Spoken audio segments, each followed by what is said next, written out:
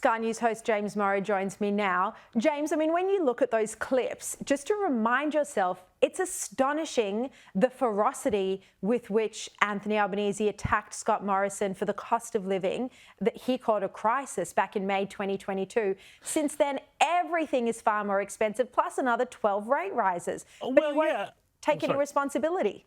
Yeah, and I mean, it's so funny because just as you were playing that, somebody texted me a tweet here from Anthony Albanese on May 4th saying exactly the same thing about the triple whammy of the rate rises and everything else and the cost of living and, you know, blaming obviously Scott Morrison in the middle of an election campaign. Well, look, I mean, sure, this government says everything's not their fault, but they say nothing is their fault, you know. Yet, here's the thing. You look at all of the things that are driving inflation, energy being a big one. Well, what are they doing when it comes to energy? They're making energy more expensive. Does anybody believe, Sharri, this whole line that, you know, oh, renewables are the cheapest form of energy? Well, they keep pumping more renewables into the system. And I don't know about you, but my power bills keep going up. And the same thing goes for government spending. Again, they keep jacking more money into the economy. The IMF the other day warned, and they said, you know, all of these infrastructure programs need to be better timed. Otherwise, too much demand, too much stress on the system, too much inflation. And of course, Sharri, the third whammy, which you're talking about here, is immigration. You know, and there are all of these weird economists out there, and they seem to be very much enthralled to the idea of big Australia and the housing lobby and the development lobby. And they seem to believe that somehow immigration is the one area where supply and demand doesn't matter, that if you just pump in all of this greater demand, it's not going to increase prices, put stress on supply. So again, these are things, you know, they have a real lever that they can control. But we know why they're not going to roll back immigration, for one. Because if they do, that means that they lose the sugar hit, and we don't just wind up in a per capita recession, which I think you quite rightly put out there, but also an overall general recession, which really, to be honest, we honestly are approaching.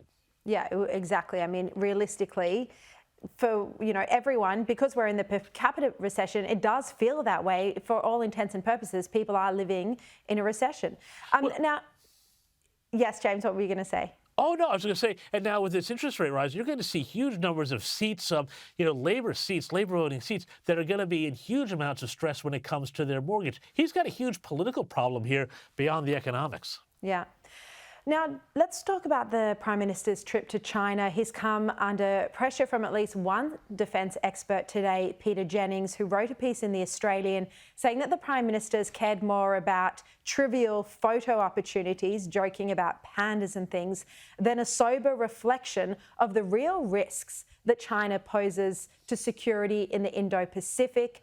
It's quite a scathing piece. He also pointed out, like I did last night, that Albanese likes to say that phrase, cooperate where we can, disagree where we must, but that there really hasn't been much disagreeing going on at all. And according to James Patterson, we haven't heard any cabinet ministers at all make any criticisms of China, particularly their human rights abuses, whereas they were Penny Wong in particular was very vocal in opposition.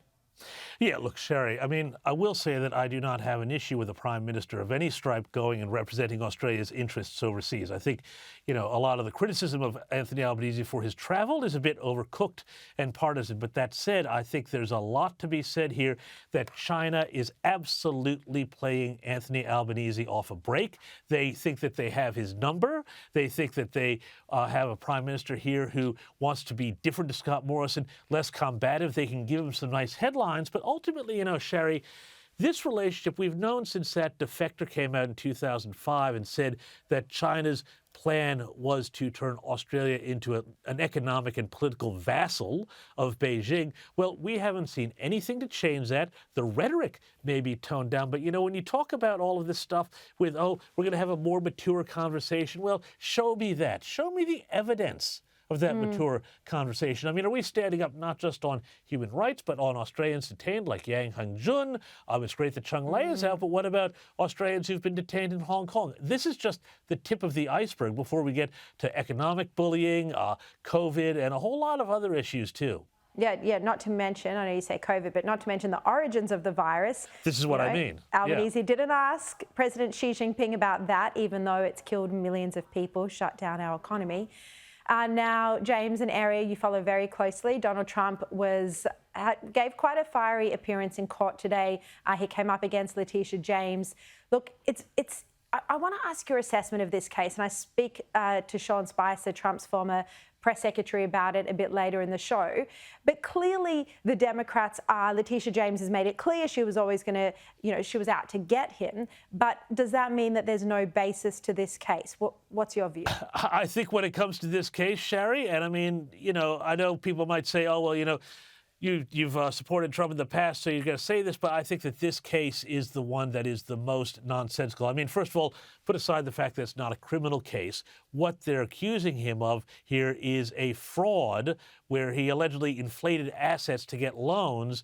But if you're going to have a fraud, then you've got to have a victim. All of those loans were paid back. So, just on that very nature, the whole thing seems to be very much about a show trial, about trying to shut down the Trump business. And so many of these trials really do look like they're being driven by political prosecutors like Letitia James, who say, I'm coming in because I want to get Donald Trump one way or the other. It's Les Miserables, it's Javert, it's that whole thing. It's Beria from the Soviet Union. Show me the man and I'll show you the crime. And I think Americans in general are rebelling against what they perceive as a fundamental unfairness and the use of the justice system for political purposes. I mean, they're trying to bankrupt and jail an opposition leader because they don't like what they say. This is not what should happen in America, and I think the polls are showing that Americans aren't buying this effort. And really, the Democrats ought to just shut up and try and run a proper campaign against him, on the stump rather than in the courts. At this point anyway, and of course a lot can change, but at this point it looks like we're up for another divisive Trump era.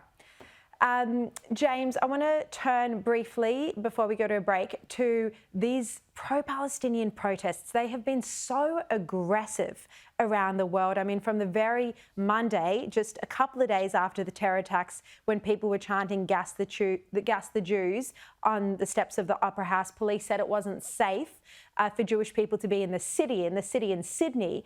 Well, now we've seen someone actually be killed because of one of these protesters, an elderly Jewish man. Well, not really, we shouldn't describe him as elderly. He's only 65, as I understand it.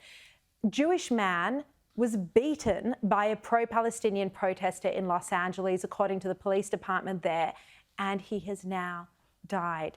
James, this anger, this incitement to violence is becoming extremely real and dangerous. It's really dangerous and it's really scary. And I mean, it's showing a lot of things. I examined this more deeply in my column in tomorrow's Daily Telegraph. But really what we're seeing here, why this is so important is, yes, there's a lot of anti-Semitism baked into this, and a lot of anti-Israeli sentiment baked into this. And, those people who went to the Opera House to protest before Israel had even begun to contemplate its self-defense and retaliation, they were cheering a Hamas massacre. They were not protesting Israel. We need to be really clear about that. But what's going on here, too, is all of this is coming from the left. The left that 2 minutes ago was talking about microaggressions and things like that. They're now perfectly willing to go and support the most outrageous attacks against anything associated with Israel, with Judaism, with the Jews.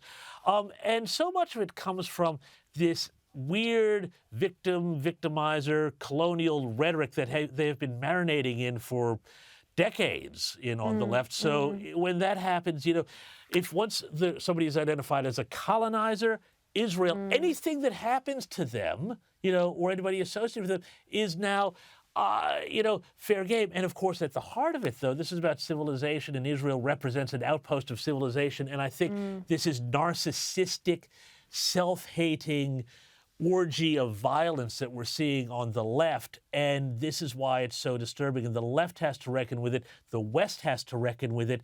This is not just about Israel defending itself. This is about the West and our fundamental values, Sharri. I know. The fact that you have these far left people who stand up for LGBTQI rights normally, and who, just embrace the whole woke empathy, however you want to put it, and Hamas they're now joined at the hip with Hamas. It's absurd what would happen if they went to Gaza. How long do you think they'd actually be alive? 30 seconds, yeah. James Morrow, thank you so much for your time. Look forward to reading your column in the Telly tomorrow.